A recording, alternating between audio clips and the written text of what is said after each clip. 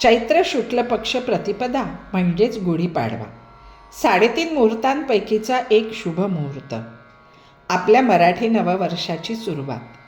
या दिवशी प्रत्येकजण आपल्या घराला सुशोभित करतो, तोरण लावतो, घरासमोर रांगोळी काढतो आणि घरासमोर गुढी उभारल्या जाते.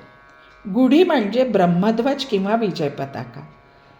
बघा ना, आपले पूर्वज किती हुशार होते. ते प्रत्येक सणाला आध्यात्मिकतेबरोबरच विज्ञानाची जोड द्यायचे. त्यांना माहिती होतं की या दिवशी तेजतत्व आणि प्रजापती लहरी खूप मोठ्या प्रमाणात उत्सर्जित होतात आणि या गुढीच्या माध्यमातून अधिकाधिक संचित करायचा त्यांचा हा प्रयत्न असायचा. म्हणूनच गुढी म्हणजे बांबू घेऊन त्यावर वस्त्र गुंडाळलं जायचं आणि त्यावर तांब्याचं भांडं पालथं घातलं जायचं.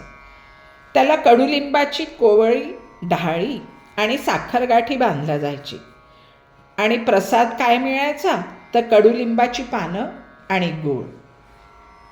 वाढत्या तापमानामुळे शरीरातील उष्णता वाढते आणि यापासून संरक्षण मिळण्यासाठी म्हणूनच आणि रोगप्रतिकारक शक्ती वाढावी म्हणून कडुलिंबाची पानं प्रसाद म्हणून खाल्ली जायची.